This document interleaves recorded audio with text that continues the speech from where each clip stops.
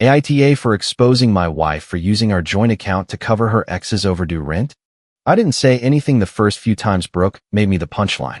I'm Levi, 38, and by the time this happened, I'd been married to Brooke for 7 years. I'm the kind of guy who rinses the coffee pot even when I'm running late, checks the front door twice before bed, and used to believe marital problems should be handled privately because I thought that's what respect looked like. I thought not reacting was the same thing as being secure. I was wrong. Brooke is 36, and when I met her, she was the kind of woman who made every room feel less stiff. She could sit down at a boring dinner and somehow turn someone's story about a broken dishwasher into a 20-minute comedy routine. She had this big, bright laugh that made people lean in. She remembered details people forgot they had told her. She made strangers feel like old friends. Back then, when people laughed with Brooke, it didn't feel like someone had to bleed for it.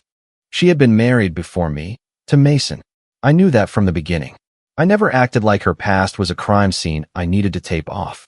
I didn't ask her to delete every old picture, throw away every memory, or pretend her life began the day we met. She had loved someone before me. She had made choices before me. So had I. At first, Brooke seemed grateful for that. "You're not weird about it," she told me once, while we were folding laundry on the couch early in our marriage. "Most men would be." "I'm not married to most men," I said. She smiled, tossed a towel at me, and for a while, I believed that was enough. The first jokes weren't about Mason. They were about me being predictable. At a birthday dinner, I gave Brooke a necklace she had pointed out months earlier in a shop window. I thought remembering mattered. She lifted it out of the gift bag, smiled, then looked around the table and said, "Levi is the only person I know who can make a surprise feel scheduled." Everyone laughed. I laughed too because everyone else was smiling, and I didn't want to be the guy who ruined his wife's birthday over one joke. At another dinner, I ordered the same meal I always ordered from a place we liked. Brooke leaned toward Sienna and said, "See, this is why I make him pick the movie. It's the only adventure he gets all week." Again, people laughed. Again, I smiled. When the jokes were small, I told myself they were harmless. I told myself Brooke teased everyone. I told myself that marriage meant not taking every little thing personally. Then Mason started showing up in the punchlines. It happened first at a backyard barbecue. Someone was talking about a last-minute road trip, and Brooke said, "Mason would have just gone. Levi would need a weather report, a packing list, and a signed statement from the tires." The laugh that followed was different. Still loud, but not clean. People looked at me while they laughed, checking to see if I was laughing too. I was. Or at least my face was doing something close enough. Later, while Brooke rinsed plates at the kitchen sink and I loaded the dishwasher, I said, "Can we not make Mason the measuring stick for everything?" She glanced at me like I had interrupted a song she liked. "It was a joke." "I know. I'm just saying I don't like being compared to your ex in front of people." "Oh my God, Levi." She shut the dishwasher harder than necessary. "You're making it weird because you're insecure." That became the pattern. Brooke would make a joke. Everyone would laugh, usually awkwardly. I'd bring it up privately. She'd tell me I was too sensitive. If I pushed, she'd say I was controlling what she was allowed to say. If I backed off, she'd treat that as proof that it hadn't been a big deal. I tried different ways of saying it. "I'm not asking you to erase your past," I told her one night while the dishwasher hummed behind us. "I'm asking you not to use it to embarrass me." She didn't even look up from her phone. "You're obsessed with him, Levi, not me." That line stuck with me because it was so backward it almost sounded rehearsed. I wasn't obsessed with Mason. I didn't bring him up at dinner. I didn't compare myself to him. I didn't measure Brooke against anyone from my past. Mason was a man I rarely thought about unless my wife dragged him into the room and sat him between us. The comparisons got sharper over time. If I planned ahead, Mason was spontaneous. If I was careful with money, Mason was fun. If I fixed something around the house instead of replacing it, Mason would have just bought a new one. If I was tired after a long week and wanted a quiet night, Mason would have taken her dancing. If I cooked breakfast on a Saturday, Mason would have made it a whole experience. I started to hate hearing his name, not because I felt threatened by him, but because every time Brooke said it, she was really saying I was less. Grant noticed before anyone else admitted it out loud. After one dinner, while Brooke was laughing with Sienna in the driveway, Grant stood beside me and said, "You good?" "Fine." He looked at me. I sighed. It's just annoying. It looked worse than annoying. I didn't answer. Grant didn't push that night. That was one of the reasons I trusted him. He wasn't the guy who tried to stir things up for entertainment. He wasn't looking for a fight, but he saw more than he said. A month later, after Brooke made another Mason joke at a small get-together, I suggested counseling. I didn't make it dramatic. I sent her a short email with 3 counselors I had looked up and wrote, "I think we need help talking about this without it turning into a fight." She answered from the couch without opening the links. "I'm not paying someone to teach you how to laugh. It isn't about laughing. It's always about you being embarrassed. That should matter to you." She looked at me then, really looked at me, and her face softened for half a second. I thought maybe I had reached her. Then she said, "You know what's exhausting? Feeling like I can't say anything around you." I closed the laptop and went to bed. The first strange payment showed up because of a receipt. We had a shared laptop on the small desk near the kitchen. Nothing secret about it. We both used it for bills, receipts, and printing shipping labels. I was looking for a confirmation email for a replacement part one had ordered when an email subject caught my eye. Payment confirmation. The amount was $485.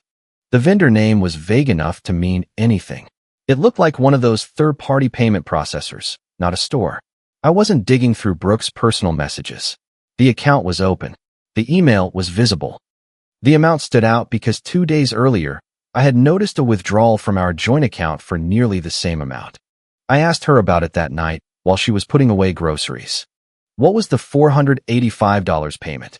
She didn't turn around. What payment? The confirmation on the laptop. It matched the withdrawal from the joint account. Brooke put a box of cereal into the cabinet and shut it. "House stuff." "What house stuff?" She laughed, but there was no humor in it. "Do you want me to ask permission before buying paper towels too?" I asked what it was. "That's not the same as controlling you. You're doing the money police voice." "I don't have a money police voice." "You do when you're trying to make me feel like a child." I knew the move. Make me defend my tone so we'd never have to discuss the actual question. In the past, I would have softened, apologized, and let the topic dissolve. That night, I didn't. "Brooke, what was it?" Her jaw tightened. "A friend had an emergency. I helped. It's not a big deal." "What friend?" She stared at me for a long second. "You don't know them." That was the first answer that felt less like privacy and more like a door being locked. I let it go in the moment, not because I accepted it, but because I could feel myself getting angry and I didn't trust the conversation anymore. I wasn't going to stand in the kitchen and have her tell me I was crazy until I started wondering if I was. A week later, her phone lit up on the kitchen table while we were eating leftover noodles from bowls. I wasn't touching it. It was lying face up beside the napkin holder, and the message preview flashed bright enough for both of us to see. "Mason, tell boring husband it's groceries again." Brooke grabbed the phone so fast her water glass rattled. I put my fork down. "Why does Mason know what you told me about our money?" Her face changed, not into guilt exactly, but into calculation. He was being sarcastic. "About what?" "About you. Because you act exactly like I said you would." That should have made me explode. I think she expected it. Maybe part of her wanted it. If I yelled, she could turn the whole thing into Levi losing control. Instead, I stood up, rinsed my bowl, and put it in the sink. She followed me with her voice. "That's it. You're just going quiet now." "No," I said. "I'm going to stop guessing." Over the next few days, I checked the accounts I had legal access to. Our joint checking. Our shared credit card. Payment confirmations in the shared email. Nothing private. Nothing hacked. Nothing stolen. Just the financial life I was apparently helping fund without knowing the script. At first, each payment looked small enough to ignore. $62.14 labeled dinner. $118 labeled house stuff. $203.76 on the shared card from a service I didn't recognize, paid off from joint checking 2 days later. $300 through Zelle with no note. $485, the one Brooke called an emergency. Another $150. Then $90. Then $275. Individually, they could have been groceries, repairs, subscriptions, a dinner with friends, a birthday gift, anything. Together, lined up with dates and explanations Brooke had given me, they told a story she had been editing for months. I printed statements and highlighted dates. I wasn't building a weapon yet. I was trying to prove to myself I wasn't imagining it. Then came the game night. It was supposed to be low-key. Takeout, cards, and a few people from our usual group. Grant came. Sienna came. A couple of others brought dessert and cheap wine. Brooke was in a good mood, which used to make me relax. Lately, it made me brace. We ate around the table because nobody wanted to clear space on the couch. Someone put a stack of cards next to the dumpling boxes. Someone else suggested a stupid question game where everyone admitted their worst spouse habit. Sienna grinned and said, "Okay, nobody gets to be offended." Grant leaned back in his chair. That sentence has never ended well. People laughed. It started harmlessly. One husband never replaced the toilet paper roll. Someone's wife left coffee mugs in the car. Grant said he snored and refused to believe recordings counted as evidence. Then Brooke took a sip of wine and looked at me. Levi's worst habit is that he needs instructions for everything. A couple of people chuckled. I kept my face neutral. Brooke kept going. He's sweet. Don't get me wrong. He's reliable. But good doesn't always mean exciting. Grant's eyes shifted to me. Sienna's smile weakened. Brooke tilted her head, playing to the table. Mason never needed a manual to make me feel wanted. The words weren't explicit, but they landed like something private had been dragged out and dressed up as a joke. Nobody laughed right away. Then one person gave a nervous little bark of laughter, like they were trying to rescue the mood. I looked at Brooke. Was that before or after you used our joint account to pay his overdue rent? That's when the room died. Brooke blinked. Excuse me. I didn't raise my voice. I asked if Mason made you feel wanted before or after you sent him money from our account. Levi, Grant said quietly. Brooke laughed too loudly. He's being dramatic. It was a joke. Then the statements should be funny too. Her eyes flashed. You're drunk, she said. I've had half a beer. You're jealous. I'm tired. You're twisting one old favor into something disgusting. I nodded once. So it was Mason. She realized then what she had admitted. The color shifted in her face. Sienna looked at Brooke. Wait, you sent Mason money. Brooke pushed her chair back. I helped someone who was struggling. I didn't know my husband was going to turn into a prosecutor over it. I could feel every person at that table staring. For years, I had swallowed moments like this to avoid making everyone uncomfortable. That night, I let the discomfort sit where it belonged. You made it public when you made me the punchline, I said. Brooke grabbed her purse. We're leaving. I stood up, not because she ordered me to, but because the night was over. The car ride home was silent until we pulled into the driveway. The second the front door closed behind us, Brooke kicked off her shoes and spun around. You humiliated me. I put my keys on the counter. You humiliated me first. It was a joke. That wasn't a joke. That was a warning shot with a laugh track. She scoffed. Listen to yourself. I have been listening to myself. For months. Quietly. Privately. Like you kept telling me a good husband should. You made me look like a liar in front of our friends. I didn't make you look like anything. I stopped helping you hide it. She stared at me like I had slapped her. You had no right to bring up money in front of people. You had no right to use our money behind my back and then compare me to the man receiving it. Her eyes filled with tears, but her voice stayed sharp. I can't believe you do this over one stupid joke. It isn't one joke. It is to everyone else. That was the first time she said the quiet part clearly. It didn't matter what had happened between us. It mattered what everyone else believed. The next morning, my phone started buzzing before I finished my coffee. Brooke had posted in our group chat. Brooke, I guess I'm not allowed to make one joke without Levi turning into the victim. Sorry everyone had to see that. A few people sent careful replies. Hope you guys are okay. That got awkward fast. Maybe talk offline. Then Brooke added. He's been weird about Mason for years.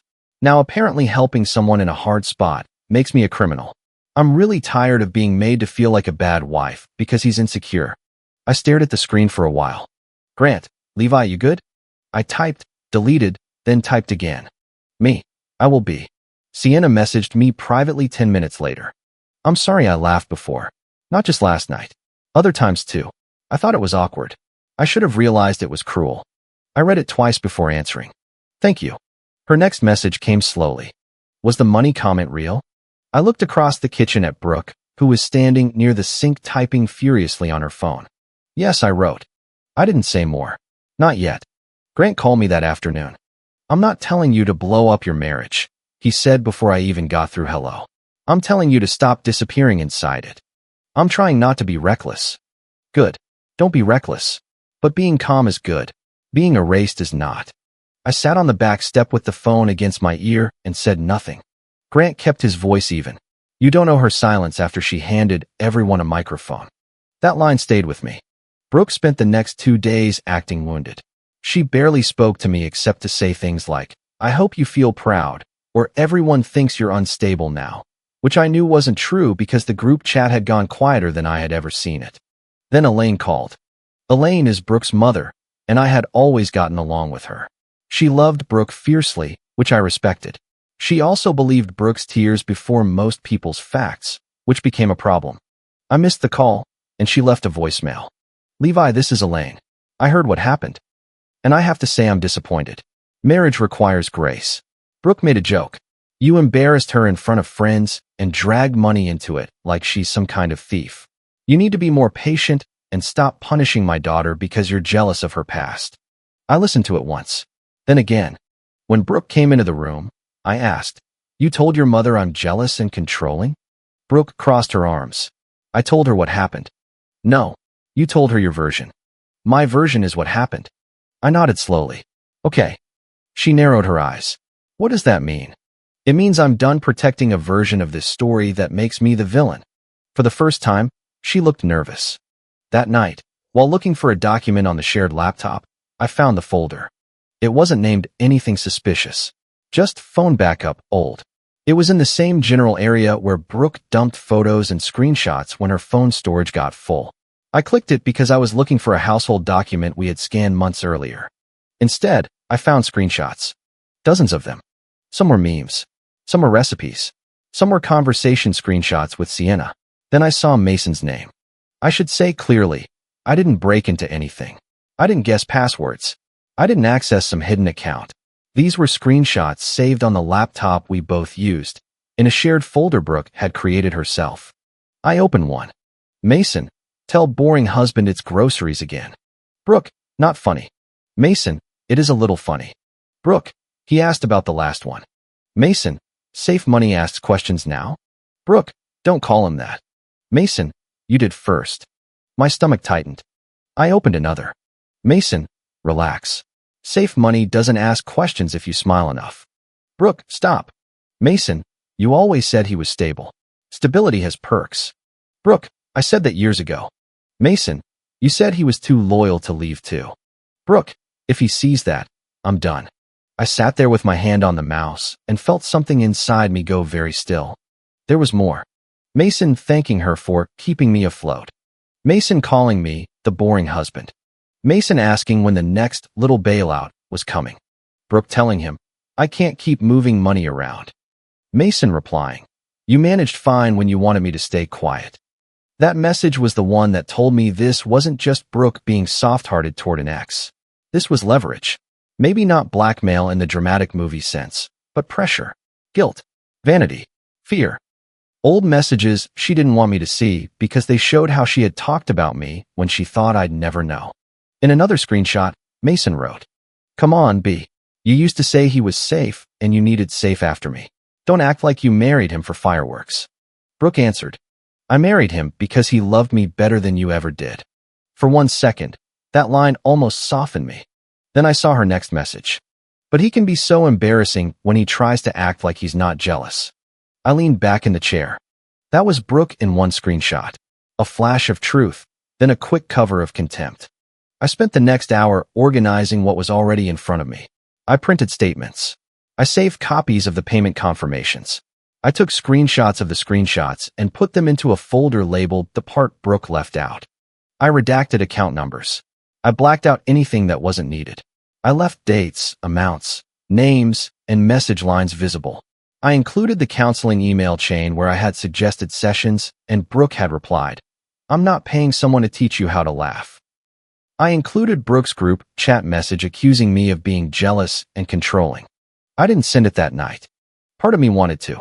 A mean, tired part of me wanted every phone in that group chat to light up at midnight with the truth. I wanted the awkward silence to belong to someone else for once. But I waited. The next morning, I sent Brooke one message while she was out. Me. If you want to discuss our marriage honestly, I'm willing to do that with counseling, full financial transparency, and no private contact with Mason. If you keep telling friends and family that I'm jealous, controlling, or punishing you over a joke, I will correct the record with the people you involved. I won't post anything publicly. I won't attack you, but I won't keep lying by silence. She responded 20 minutes later. Brooke, are you threatening me now? Me. I'm setting a boundary. Brooke, you're trying to scare me. Me, no. I'm telling you the consequence before it happens. Brooke, you're unbelievable. By that evening, she had called Elaine again. I know because Elaine called me again, and this time I answered. Levi, she said, already sounding tired of me. Brooke is very upset. So am I. She says you're threatening to expose private things. I said I would correct false claims she made about me. Marriage requires grace. So does honesty. Elaine paused. She helped someone who was struggling, she said. Maybe she handled it wrong, but you're acting like she had an affair. I'm acting like my wife used our money behind my back, lied about it, mocked me publicly, and then told people I was controlling when I objected. That is a very harsh way to frame it. It's also the accurate way. Elaine exhaled through her nose. Brooke wants everyone to sit down and talk this out like adults. I almost laughed. She wants an audience. She wants peace. No. She wants me to apologize where people can see it. Elaine's voice hardened. Maybe you owe her one. I looked at the folder on the desk. Okay, I said. I'll come. Brooke arranged the gathering 2 days later. It wasn't huge, but it was enough. Elaine was there. 2 relatives who had clearly heard Brooke's version were there. Grant came because I asked him to. Sienna came because Brooke invited her, probably expecting support. A couple of people from the friend group weren't physically there, but the group chat sat in everyone's pockets like a loaded thing. There were plates of food on the counter no one was really eating. Brooke had done her makeup carefully. Her eyes were a little red, but not messy. Elaine watched me with the guarded disappointment of someone who had already decided which person in the room needed correcting. For the first 20 minutes, everyone made tight small talk. Then Brooke set her drink down and said, "Can we finally admit what this is?" I looked at her. Go ahead. She lifted her chin. You embarrassed me because your ego got bruised. I made a joke. Maybe it was a bad joke. Fine. But you turned it into a whole trial because you can't handle that I had a life before you. Grant's jaw moved slightly, but he stayed quiet. Elaine nodded like this was painful but necessary. Brooke's voice shook just enough to sound wounded. I have been walking on eggshells because if I mention Mason at all, you act like I betrayed you. And then you brought up money in front of our friends like you wanted them to think I was stealing from you. I waited until she finished. Then I took the folder from beside my chair and placed it on the table. Brooke stared at it. What is that? The part you left out. Her face went pale. I looked around the room. I'm not sending this to strangers. I'm not putting it online.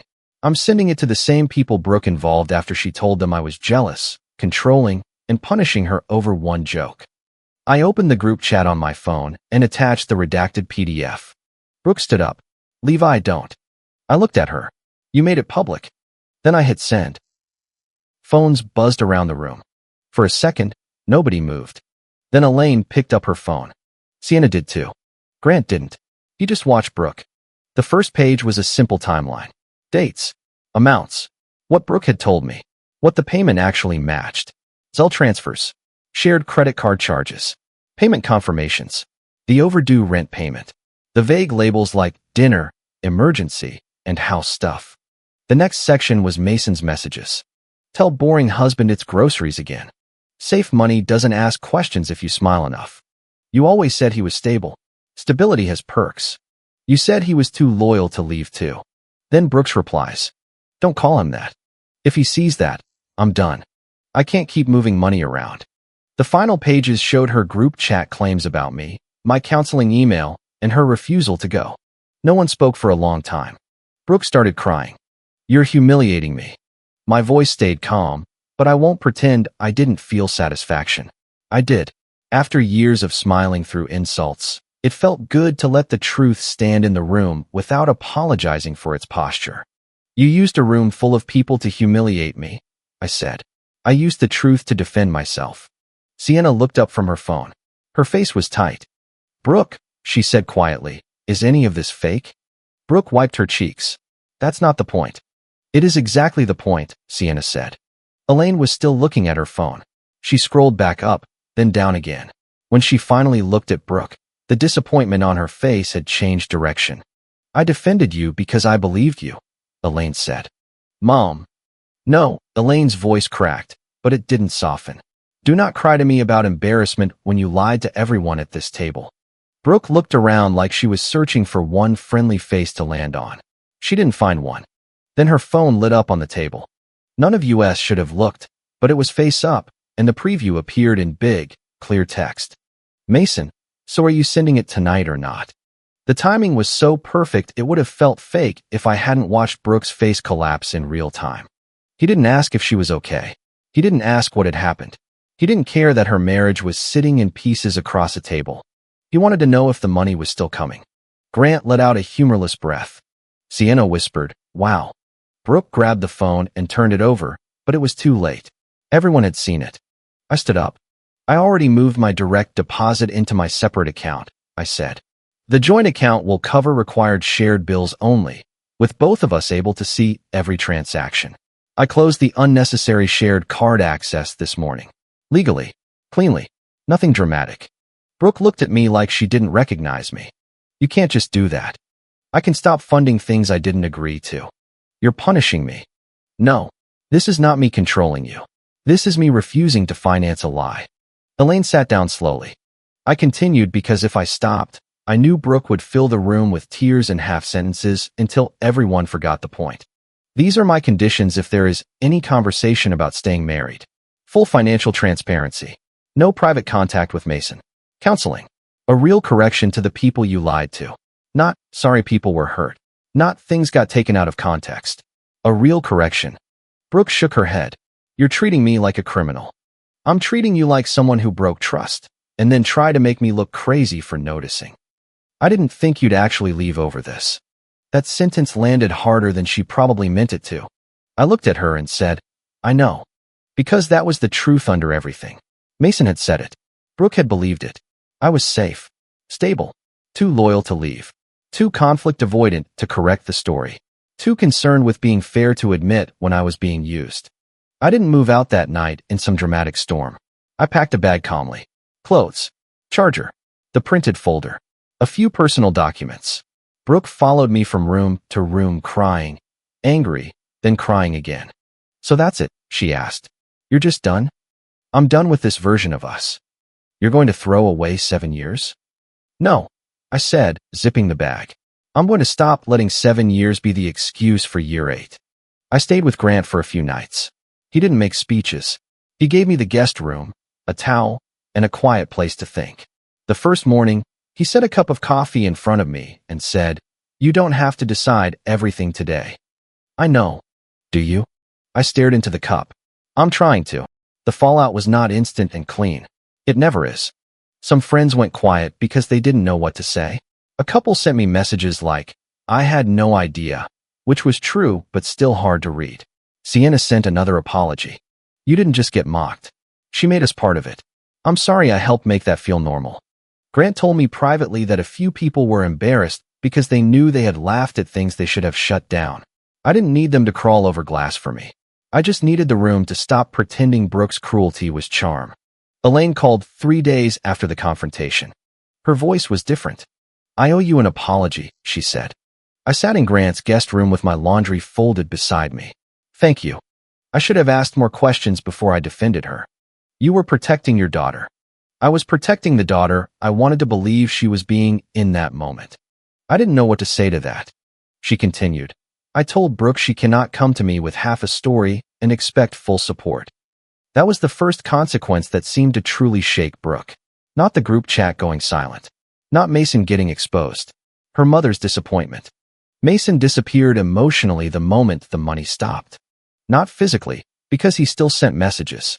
Brooke showed me some later in counseling intake, after I made that one of the conditions. At first, he tried charm. Come on, B, don't let him control you. You're really going to let boring husband cut me off? Then he tried guilt. After everything we went through, I thought you cared if I ended up on the street. Then anger. You acted like you wanted to help. Don't play victim now. And finally, pettiness. Guess stability isn't as useful when he grows a spine. That one almost made me laugh. Brooke didn't laugh when she showed it to me. She looked sick. I thought he cared about me, she said. I didn't comfort her. Not the way I would have before. Before, I would have made her pain the center of the room, even when I was bleeding too. Instead, I said, he cared about what you were willing to give him. She cried quietly into her sleeve. A week after the confrontation, Brooke sent an apology to the group chat.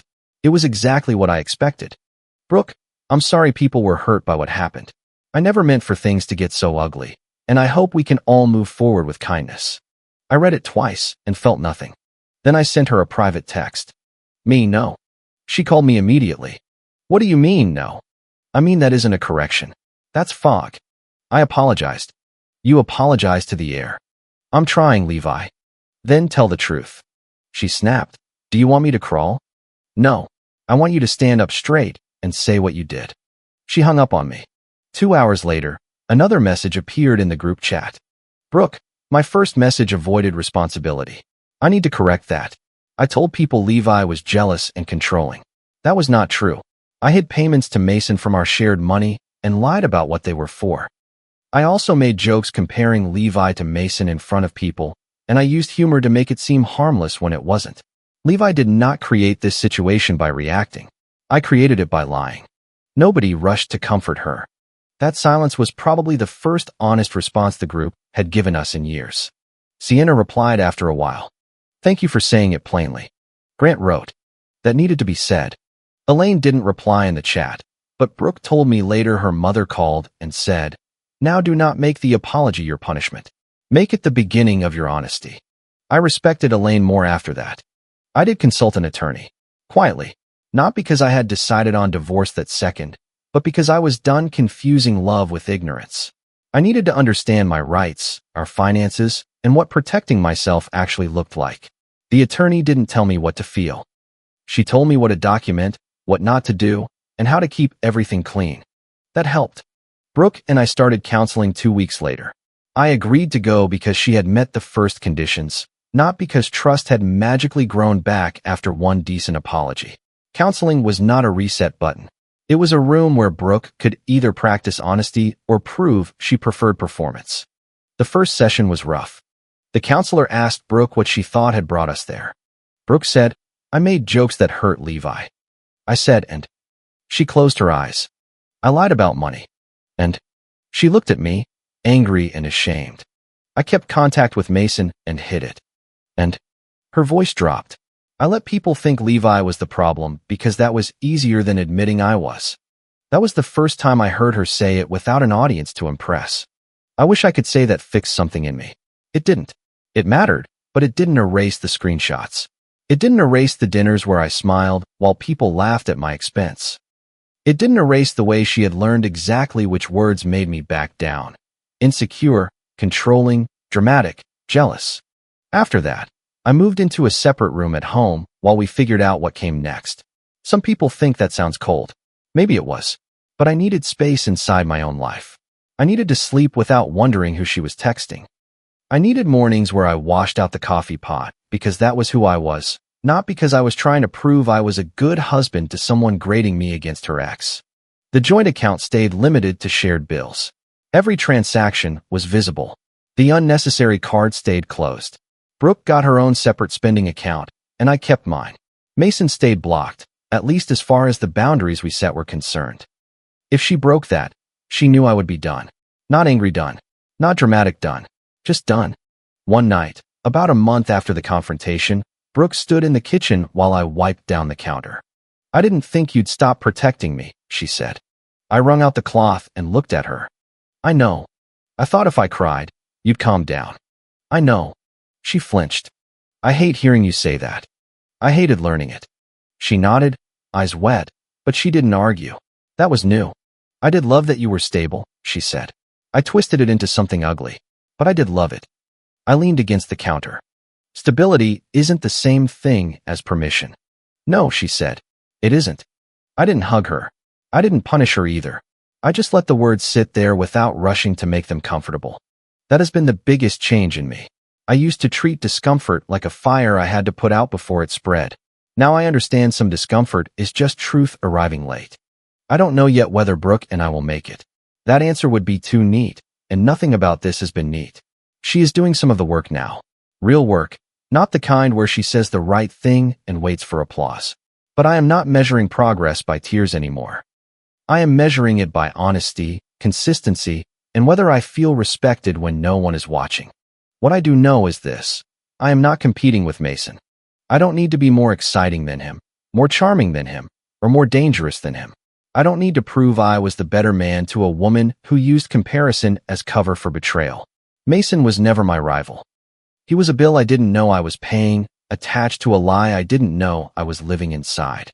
The morning after Brooke sent the real apology, I woke up before sunrise out of habit. I walked into the kitchen, rinsed the coffee pot, filled it, and stood there while it brewed. The house was quiet. My phone was on the counter, face down. For once, I didn't feel the urge to check if someone had twisted the story again. I turned off notifications for the group chat. Then I sat at the table and drank my coffee while the sky got lighter through the blinds. I didn't leave because of one joke. I left because the joke finally showed me what my silence had been paying for. For the first time, I stopped competing with her past and started protecting my future.